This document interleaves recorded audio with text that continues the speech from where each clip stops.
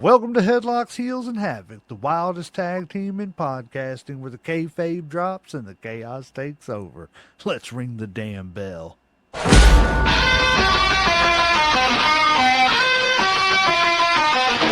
Headlock fight, heels on the prowl, dropping elbows, you're in ground, feel the foul. No script here, just real, no bluff. Kayfabe crack, now the dirt gets rough. Headlocks, heels, havoc in the zone. Stepping in the ring, chaos at your home. No filters, no mask, just raw pants on. Wrestling unscripted, we on the throne. Title bells, mic checks, crowd going crazy. Drop truth bombs, leaving lines feeling hazy. Beyond the kayfabe, past the charade, where legends are born and stories get made. Headlocks poppin', who's hitting the mat? Welcome to the havoc where the real talk's at. Tune in, step through, leave the fake at the door. Headlocks, heels, havoc, now hear the roar.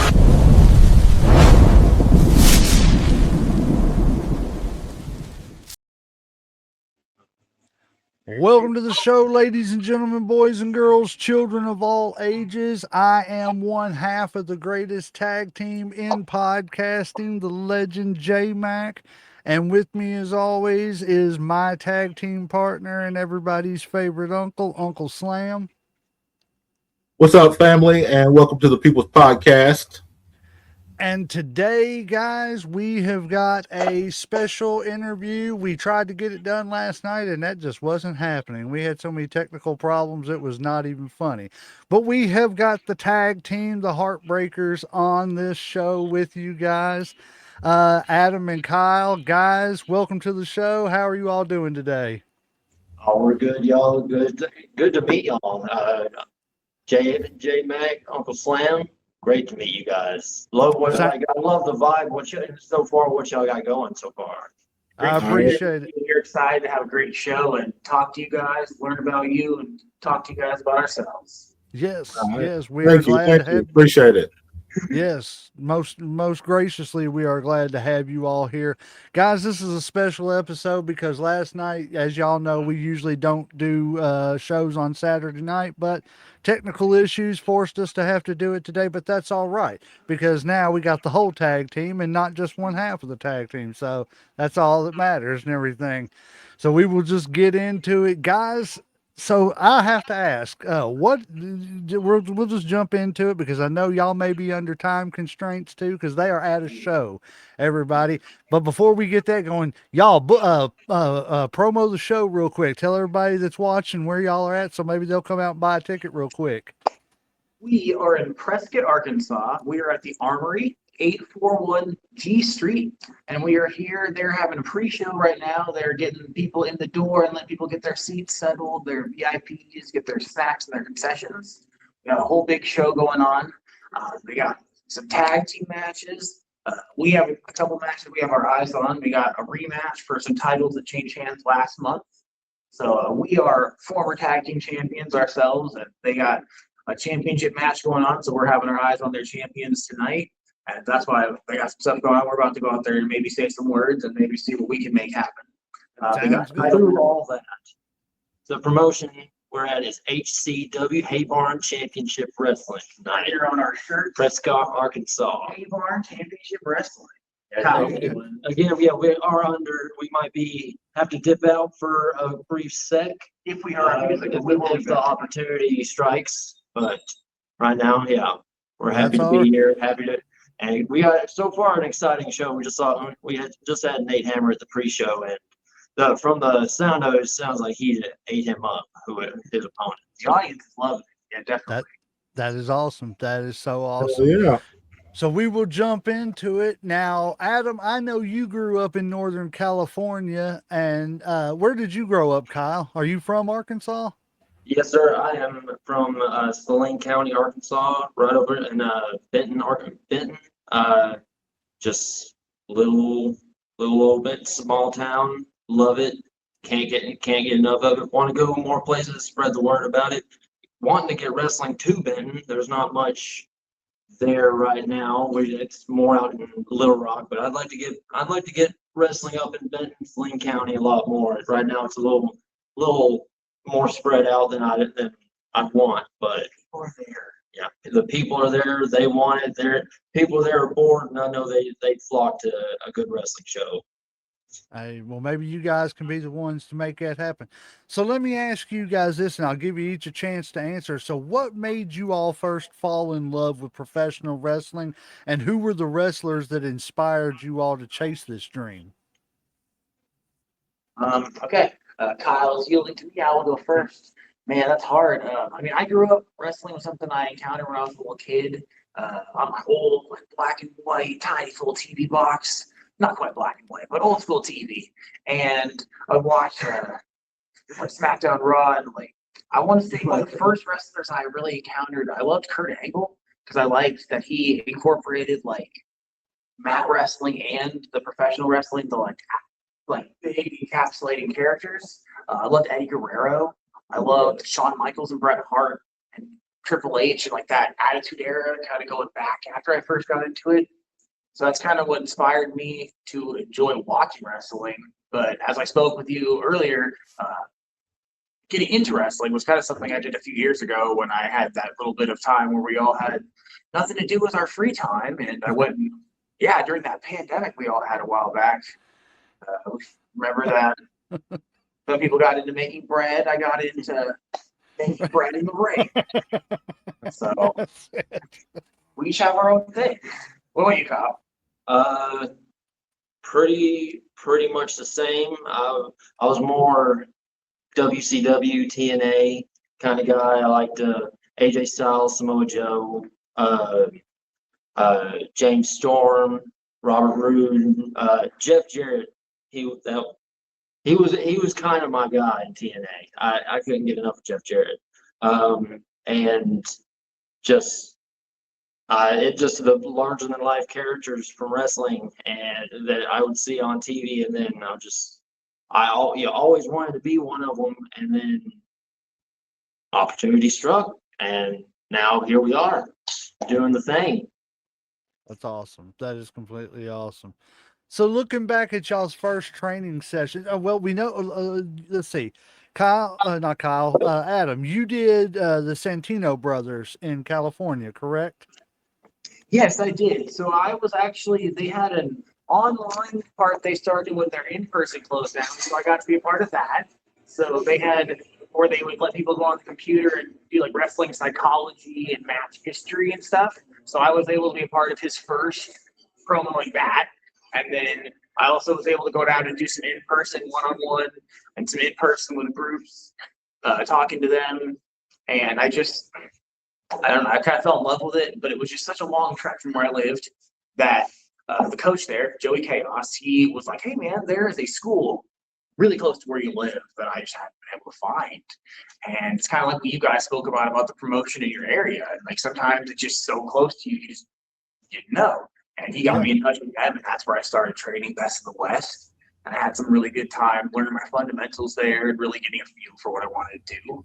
And then when I came out to Arkansas, able to keep training here. Awesome. Kyle, where did you train at? I trained at the Aztec Warrior Training Academy. I haven't been anywhere other than out in Arkansas. Adam came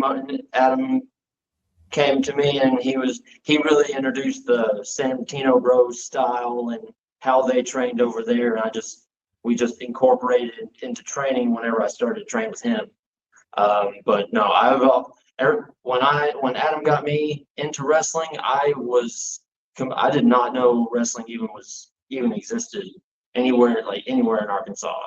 And then start doing it, and first day of training, I show up to one of a show that Adam's on, and then I was my eyes were there, and he kept talking about other shows, other promotions. I was like, okay, yeah, I am proven wrong, I guess. He took to it. It was like those like nature shows where you just see the animal go into their habitat. Like I brought it like, hey man, I know you love wrestling, and we talked about it. You should come and like watch a show. And because I knew how starting is, and so physically, it's so bruised and beat up, I was like, it's a slow sell. Give me 6 months and I can sell it to him. I'll take him to a show, and then we'll start going to the gym. And then after the gym, we'll start training. And he gets in the ring the first day, and he's just like, it's like the Harry Potter scene where he gets the wand and like the lights go on, and he's just like running around and having. He said 6 months, and it probably turned into more of a week. Yeah, it That's beautiful. was great. Yes. Is there a big scene in Arkansas? It's what was that? I said, is there a big indie scene in Arkansas as far as wrestling? Bigger than you'd expect. Yeah, Way bigger than you'd bigger. expect. So when I moved out from California to Arkansas, I expected that it would be a matter of finishing my training and going to seminars and traveling to places, traveling to Texas, traveling to Kentucky, to Memphis Wrestling. But there's a lot of really old-fashioned, like territory-style promotions where it's just 100 people, 80 people, and they come out after work on a weekend and just enjoy wrestling. And that's been so fun to go out and be on the other side of the thing I enjoyed as a kid, being able to be out here. And like, there's kids who we were just walking past them. I was looking, I'm sorry, I'm trying to get ready. And they're trying to shake my hand and talking while they're getting their tickets. And I'm like, hey man, what's up? And they're wearing our shirts and like taking pictures with us. It's like surreal. Yeah, there's way more than you expect, man. Whenever Adam got me started, and I started training. I thought we'd be going to more like Texas, Alabama, like those kind of the more like prominent, well-known, like. And I halfway expect, like, I didn't have my own ride, so I only really trained to be in shape. Like I just really didn't have. I just worked, went home, that's it, and then wrestling showed up. And I was like, oh, I'm just going to do this to stay in shape. And then Adam said, hey, let's go to the show in Arkansas. And I had to take kind of a double take and ask where, when, how long, and it's like, when did that happen? So and then you just started doing it, and then just all these promotions started popping up, and it's been there for either ever or just starting up, or it was a lot. And you hear like when you come to these towns where people will talk and they're, oh yeah, when I was like, people that are maybe in their 50s or 60s say, oh, when I was in my teens or 20s or 30s, I went and this promotion or that promotion came through, and they have all these memories. So we're getting to bring that kind of back to these communities. That's really cool. Yeah. And see, that's the great thing. Like we were talking yesterday, we did not have the slightest clue about the indie scene or anything like that until about a year and a half ago. And just in the year and a half, we've been dealing with, the indie promotions that we've, dealt with and talked to. Man, we're sold. We would almost rather do indie wrestling than we would the major stuff that's not the older stuff, that we grew up on, because it just seems like the older stuff and, the TKOs, the WWEs, all that stuff, they've just lost touch with what the fans are. And it seems like the indie scene is what's got their finger on the pulse of what the fans want, how wrestling should be, and the way wrestling should be delivered. That's just my opinion. I mean, I know opinion. It's the wrestling world. There's 5 million opinions, and everybody's right. But and I definitely see that, and I think that there definitely, it's in some ways there becomes we have to justify what we're charging by what we're giving. So we're giving you this really big exceptional show because we're charging you X amount of dollars. Whereas the indie show, we're like, hey, we're not going to charge you $20 or $50. We're going to charge you a lower reasonable price. We're going to give you a hot dog, or give you a soda, give you a candy bar, and you're going to see reasonable wrestling. And you can bring your whole kids and your whole family out for the price of maybe taking them to a movie.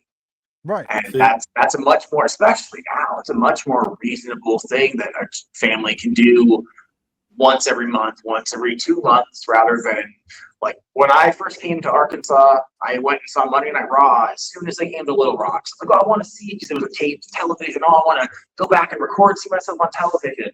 And I sat there, and just after going and training and going to shows and ring strikes, set up, tear down, meeting the fans. The energy is just surprisingly different for how much bigger it is. The energy is almost like that's the thing that's lacking because there's so much pageantry that the energy they're trying to get you to make the energy. Yeah. Whereas we have kind of like this simplistic, I don't know, it's like a watercolor painting rather than a big 3D sculpture that you can appreciate. You can find something you enjoy no matter what you're looking for. There's going to be something on the show that you'll enjoy pretty much any town you go to. Yep.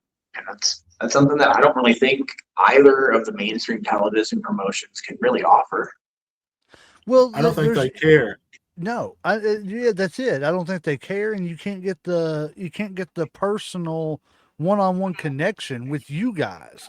Yeah. You know, if you guys are working as heels in a town, and excuse me, some kid is heckling you. You know what I'm saying? At the end of the day, you know, you guys can turn around and look right at that kid and be like, shut your pie hole or whatever. I know where your dad works. I'm going to come and Right. smack him around. Yeah. That's why Exactly. And you can't get that other places. You know, Rhea Ripley is not going to look at somebody in the 20th row and say, I'm going to get you, you know, or anything like that. You're just not going to get it the way you all give it. And now WWE is doing more house shows, so they're getting kind of that, but the bread and butter is it's they're trying to go back out and they realized, we didn't realize there was this. Yeah. They said they weren't doing them, and everyone said, hey, what the heck? We want those shows. Yeah. Now they're doing some more, but still. Now all these indie guys are showing, they bring all these indie guys in, and the indie guys are saying, hey, there's some money out there for house shows. And then that got up to a higher up, maybe. I don't know. This is all me guessing. You don't have to put, you know, $5 million worth of production into a house show to make it a good show. No. You know, and walk away with a profit. You know, you just got to put on a good show. Yeah. You know, and I've seen, again, like I told you yesterday, to me, indie wrestling, when people first started talking about indie wrestling, to me, it was always, you mean that stuff down at the Armory? No offense, but it's accurate. It's great. But when you go to the Armory and you watch it, you're like, man, you know, these people connect with 200 or 300 people way better than anybody else connects with 2,000 or 3,000. Y'all got to go? No, we were just going to stand up while you guys are talking. Oh, okay. Okay. But yeah, it was, you know, it's just so much, it's so much more personal and everything. I love indie wrestling. So let me ask you this. What caused you guys to decide to become a tag team? We've always loved tag team wrestling. I don't know, when we first started, we wanted to have some way that we could always kind of watch each other's backs no matter what happened. And there is not a lot of incentive to train when you're on your own. Like we had accountability. We could make sure the other one's going to training. We could motivate each other. Yeah, exactly. Anyone can have a good singles match. It's a different beast doing a tag team. Yeah, doing a good tag team match. There's so many more. We're still learning. We still have so much to learn. But I mean, tag team wrestling is just like I don't know, best part of wrestling, I guess. Well, and a lot of my favorite memories growing up were the tag team matches, which is kind of one of the stinkers of people sleeping on tag team wrestling over the years. But a lot of my favorite wrestlers were in tag teams before they maybe blew up or whatever. So you can see elements of how skilled they were, how functional they are, things they can do. And I feel like that's a fun way to learn. If you have an idea and it's not working, you have another guy right there like, hey, let's do this together. Let's grab this guy. Let's slam him over here. Watch your back. See, exactly. We've had so many fun, like we go out there and train and ideas that we can work with each other, and you never have to worry about, hey, he's going to use this move on me because we got to go back. Yep. Who's y'all's favorite tag team? That was the same answer. That's hard. I don't think they want us to pick us. Yeah, we didn't talk about this beforehand. You can pick a couple if you want. Like it makes it right now. I would want to say Midnight Express. Good answer. Edge and Christian. That's a great one. And Motor City Machine Guns. Okay. Okay. Like he's a TNA guy. TNA guy. Well, and see, you all hit like all different, three different eras really there. You know what I'm saying? It's like it was almost like an evolution of wrestling Yeah. that you all, hit there with the midnight, going to the Edge and Christian stuff. But that's the thing of it is like that's what bothers me so much about mainstream wrestling nowadays is the art of tag team wrestling just seems to be going out the door because it's all about, well, let's just put these two guys together and put the titles around their waist so that we can actually say we've got tag team champions, even though we're not going to push any tag team, that there is. We're gonna make a tag team, but then we're gonna break them up in 5 minutes to turn on each other and feud. And it's just like, where's the LODs? Yeah. Where's the teams that stayed, the Midnight Expresses, the teams that stayed together? They didn't turn on each other. They didn't worry about winning singles gold. They went out there to be the best tag team that was ever in the business. Well, and even when you say some of the examples of there's tag teams, and I guess you could have disagreements, but tag teams who never necessarily turned on each other, but maybe they worked as singles competitors and won some singles titles successfully, but they functioned together as a team and they never split up, but they never, like, that's what we talked about. It's like, because right now Kyle at a different promotion, he's actually our cruiserweight champion, and I told him, I was like, hey man, our promoter's like, oh, I don't know what this means for you guys doing tag team stuff. I was like, what do you mean? He's like, well, you don't think you guys could do this? I don't want you to feel bad that he has a. I'm like, no, of course I would. I'd love to compete for a singles title, but I love wrestling tag team matches, and so does he. And it's two different. It's like not flipping a switch, but it's just two different recipes. We're just cooking food. Yeah. And it's two different sides of the same coin. Exactly. And it's the audience enjoys both things, and we get to tell two separate stories. And people, and it seems like a lot. It seems like a lot of indie promotions treat tag team wrestling as how they would treat, like someone like an attraction, like you would like a hardcore match, like a hardcore match, or your ladder match, or a ladies match. Okay. Yeah. There's no push for a tag team division. I think that's what goes on in pro wrestling now myself. Because if you look at WWE, like they don't push tag teams anymore. They don't promote tag teams. Like they'll put it on somebody, but they might defend it once every 3 months or something like that. Like maybe at a pay-per-view. Like it's a lot of like. It's a lot of like buddy comedy, like heel face, unlikely partner stuff, which it gets a lot of laughs and it's fun to watch sometimes. Yeah, like rock and sock connection type deal. Yeah, and I love the rock and sock connection. It's great, but it's two singles guys taking up a spot that could have been featuring a great tag team. Exactly. And it's definitely becoming, it's becoming a lost art.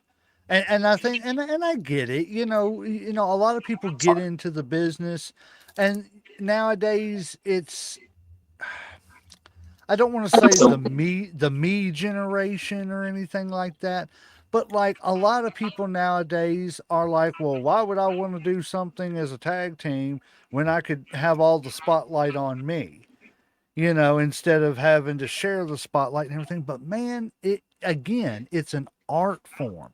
And it's a major part of wrestling, is that tag team division. A strong tag team division, I would argue, can be better than a lot of the single stuff.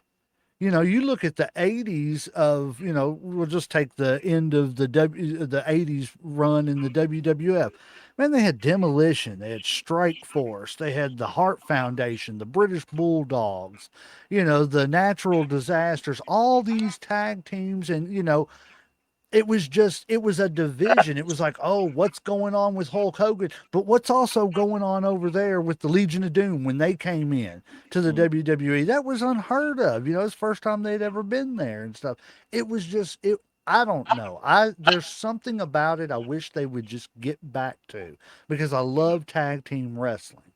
And with all the problems that the Attitude Era had, the one thing was the tag team division of like APA, Hardy's, Dudley's, Ed and Christian. Just man, yeah, just that just era and generation was it brought back tag team wrestling because, like you said, like you were saying before, they just focus on single stars, which is not bad, but then again, the great tag teams just get left in the weeds, and Yes. that's And they do, and it's sad. It's sad. I'm sorry. I don't mean to harp on. We didn't mean to get off on a tag team segment here, but hey, they're a tag team, so that's how it works. That's how it works. They're waiting for the hot tag at any point in time. So you I'm done guys, getting on the hot tag. there you go. We got a buddy of ours who was on our. Speaking of which, we did the greatest world heavyweight champion of all time last night, and we finished up our tournament. And Ric Flair became the greatest world heavyweight champion of all time. I'm sure he'll be happy to hear that. It's Right, fantastic. right. Well, there's our final results. I don't know if you all can see that. I think our music's playing, so give us just a second. Yes, Okay, you're yes, fine. yes. Do you think? Do you think? Yeah, it's awesome talking to them, especially having them at a live show and everything. I know. It's It's kind the first time we ever did this. yes. I like So y'all bear with us and everything. Hey, you never know. You may see some wrestlers from Arkansas besides these two gentlemen jump in the screen and everything.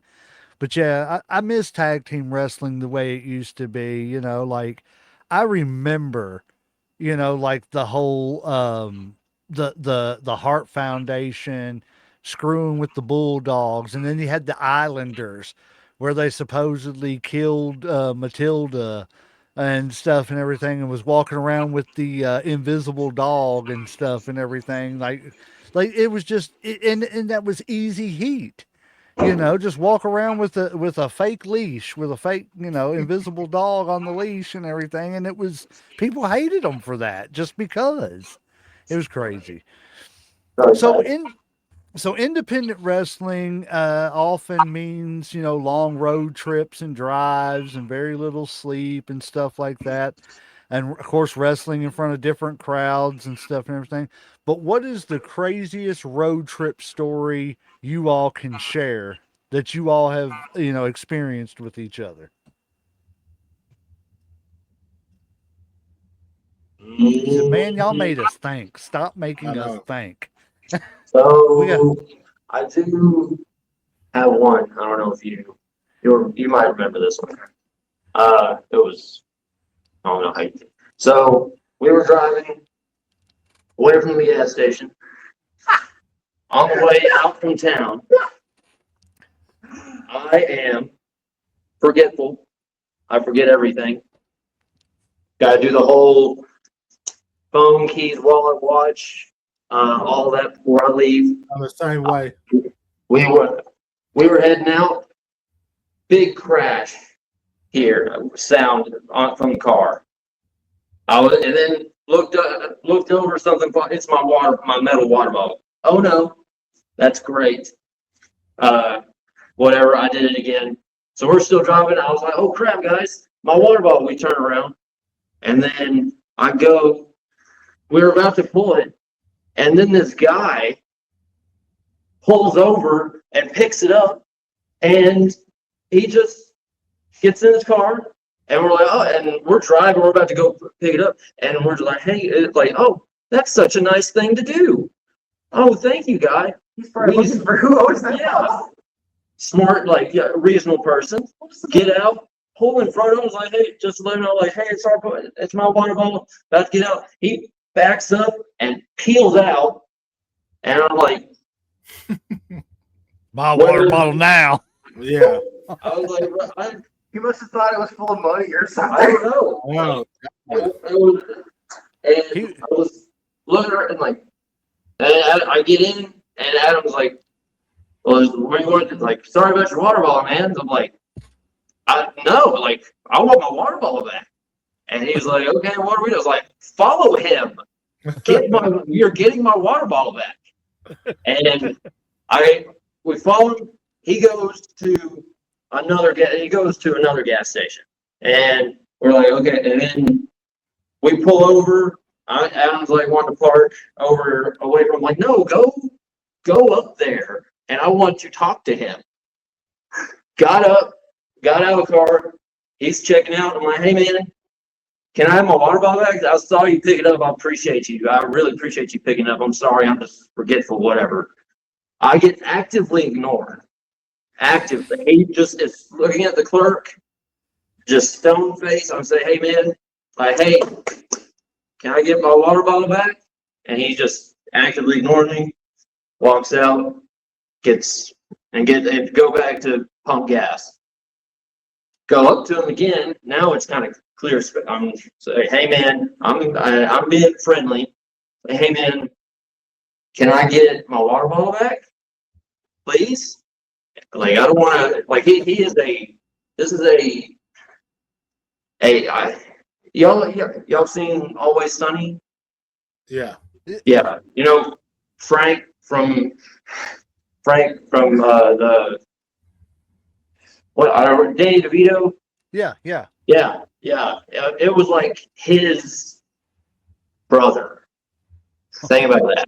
Like he looked like Danny DeVito. He could be his like twin, I swear. And it just it's just greasy, and I'm like talking to him. I look over into his car, and there's the guy in the on the passenger seat. He looks near death. Like he is skin and bones and just sunk. I'm like, okay, I think I'm understanding what I'm getting myself into now. And I'm like, but he's still ignoring me. I don't know what's going to happen. I'm like, okay, I don't know what to do. And then kind of gets a good cop, bad cop situation. And then Adam comes in and he's like, hey, buddy, give us our water bottle back and this won't be an issue. And we're like, and he's like, hey, that struck something because he looked up and then looked down and then still ignored us. And he said we were threatening him. And so I was like, okay, Adam, let's take a big step back. Can we have our water? And finished pumping his gas. And then, without saying anything, got in his car and peeled out. And I looked at Adam. I looked away. I looked at Adam, and Adam's just looking at me like, well, you guys don't have the water bottle anymore. It's like, what? And I wouldn't be upset if I didn't just get this water bottle.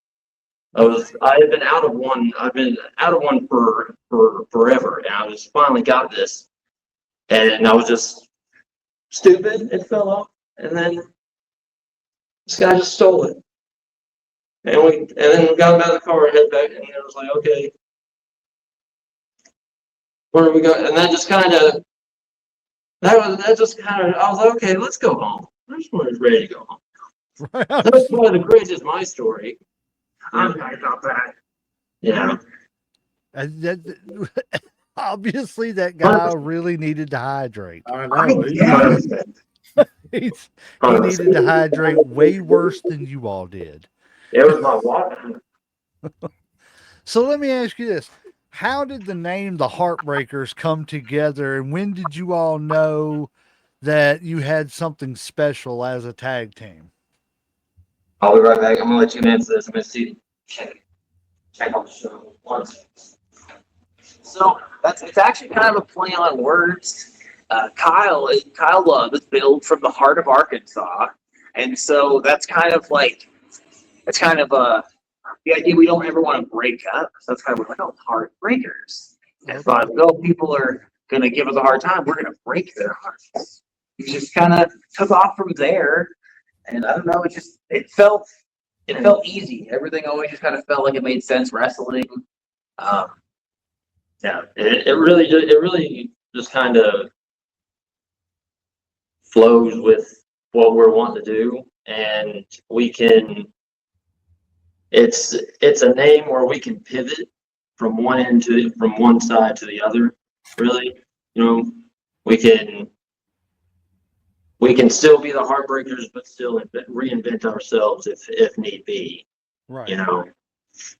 It doesn't pigeonhole you into one thing. No.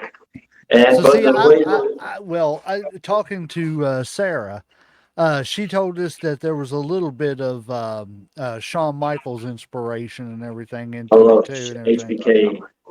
See, a man, Yeah. you're now one of my favorite indie wrestlers, man.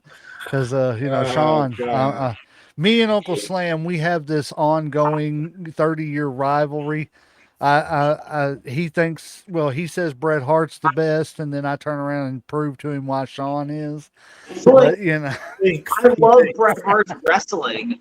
My problem is if people are like, oh, like most people, if you put 10 people who say I love Shawn Michaels in a room, and they were like, oh, what do you love about Shawn Michaels? They would be like, blah, blah, blah, blah, blah, super kick. And I feel like he added a lot more to wrestling than just a super kick. Like I yes, went on a whole tirade. I bet you there are 8 matches. We're going to get 30 super kicks tonight. That's just going to happen. That's okay. That's not indie wrestling. But nobody, like Bret Hart, he had so much more than he offered wrestling. And you'd have to do it in like categories, wouldn't you? Yeah. Like do it like ring work, crowd work. Well, that's where I feel like that's like the eternal fork in the road of like people who are much more into showmanship. And not that Shawn Michaels couldn't work in the ring, but Shawn Michaels was just exceptional on a microphone and did exceptional showmanship and pageantry and production. And sometimes Bret Hart did great on that. or sometimes work on the mic is all you need, and that's where Shawn Michaels shown. Yeah. And you can be given matches, but I mean, An uninteresting wrestler who can't wrestle isn't interesting. It's more. People notice more when someone's screaming in your face, telling you how much you suck and how poor you are, compared to a heel grinding and hurting, breaking the babyface's arm with the babyface you like. So you're just, I don't know. I'm weird. I don't know. It's a little bit back. I don't know. I always looked at it as Bret was the better wrestler and Shawn was the better like entertainer. 100%. 100%. Like that's the way I look at it. Like if you're talking pure wrestling, Bret's the best. If you're talking about as far as an entertainer, Shawn's a better entertainer. He's probably a better athlete or whatever. Yep. But like I said, I mean, they're both great in their own right. But I've always been a Bret Hart fan, and I probably always will be. Bret Hart is really entertaining now. Like just seeing Bret Hart just kind of being Bill Goldberg.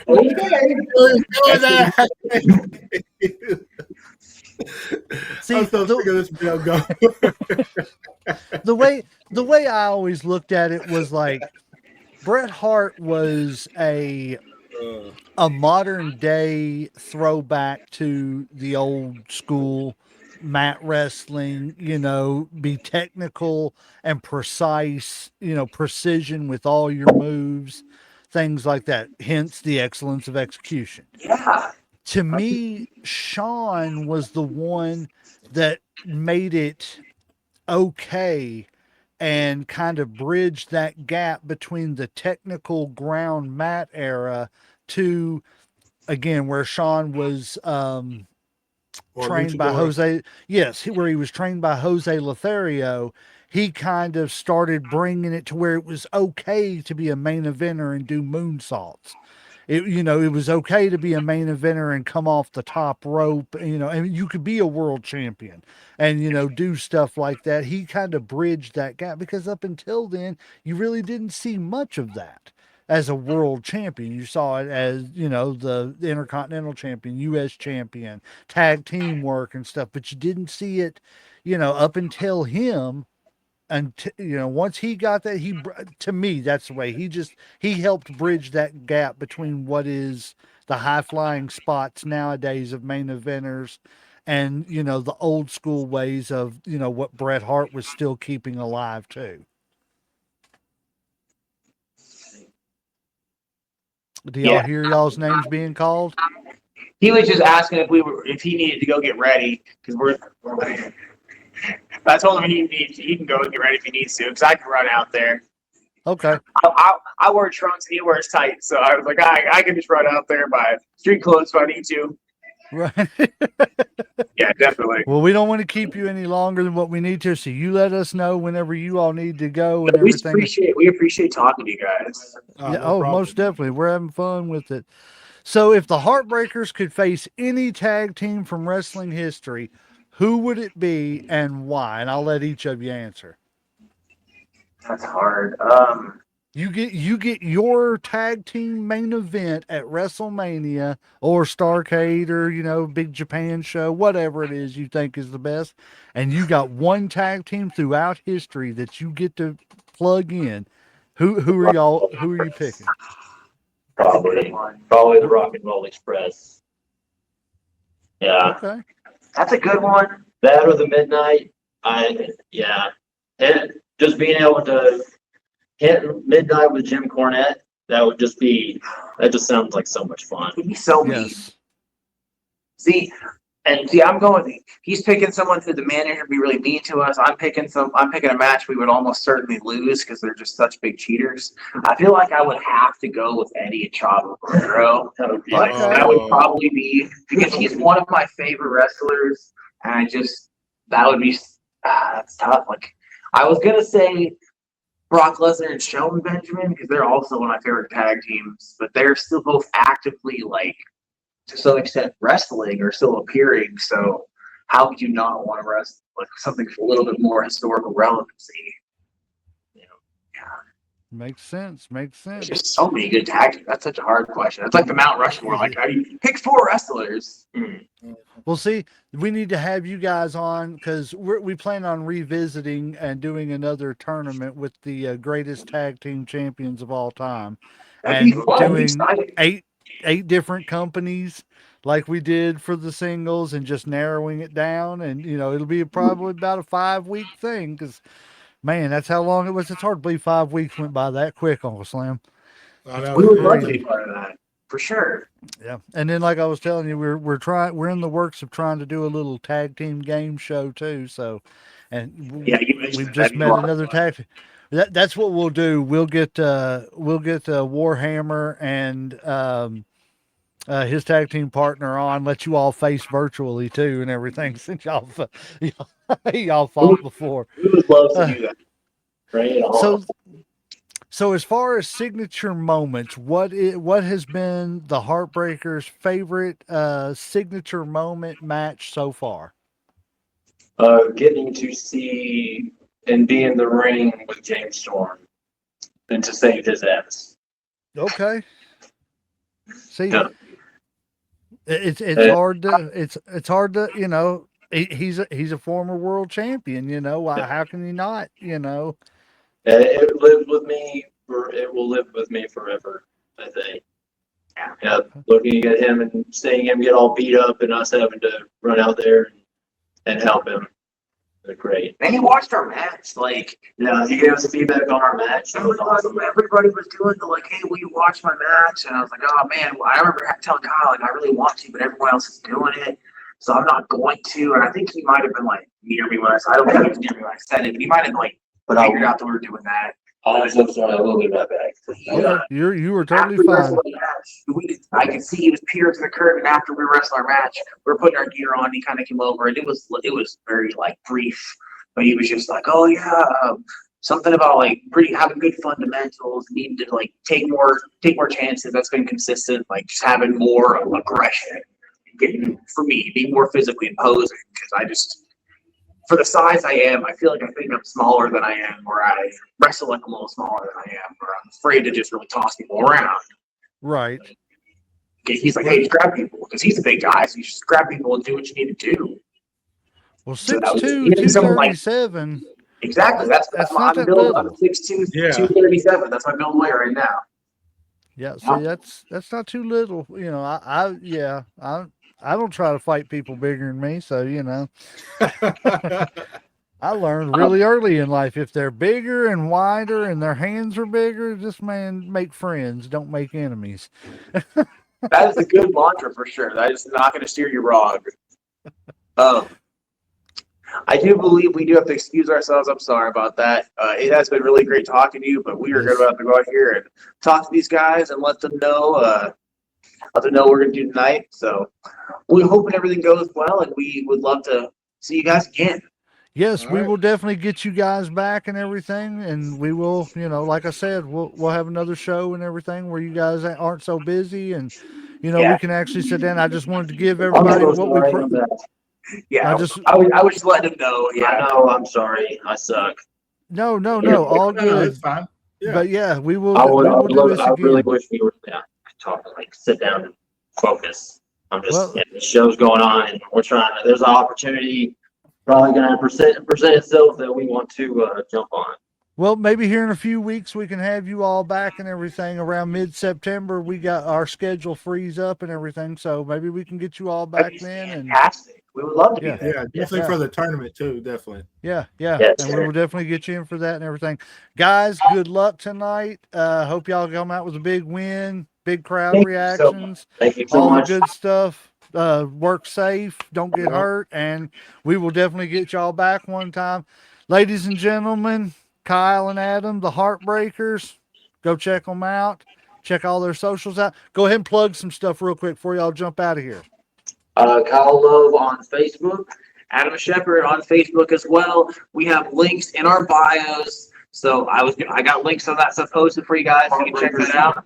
Heartbreakers YouTube channel. When this link goes live, I will get those posted in the comments as well, so you guys can check anything you want to out.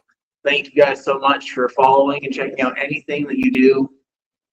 Thank you so much. And just follow the HAVOC. Yes, Follow the HAVOC. Thank you all so much for having us on. Thank you, Thank Jay. you all. Anytime, anytime. Thank you. thank you guys. Thank you We'll all. see y'all Y'all later. y'all take it easy. Thank you all very much. It was good talking to you. Have a great night. Bye-bye. Well, guys, that is it. Sorry we had to cut it short. We didn't get to do the normal show we usually do, but again, they are at a show. They got to go out and do their thing. But we appreciate the Heartbreakers, Kyle and Adam, coming out. We will get them back and have a few more questions for them that we didn't get to. Uncle Slam, I ain't got anything else. Do you got anything else? No, sir. I guess I'm tapped out for this evening. I am too. The only thing I do want to announce is next week, we don't have a topic yet. We'll figure it out. But we do have a special guest from Arizona. His name is, Lord, I have to read this off because he's got a long name. But he is from Arizona. His name is Christopher Landon Anthony Streeter. And he will be joining us from Arizona. We will get him on the show next week, and then we will let you all know what we are doing for the HAVOC Zone afterwards. But yeah, guys, go check out everything. Like, follow, share, subscribe, do all those things. I will be posting our final match and this episode tomorrow on YouTube and all the sites. Go check those out. Go check out all our guests and their social medias, and yeah, I guess that's it. And we are going to get out of here. He's tapped out. Referees hit that 3 count, so we're going to ring that damn bell.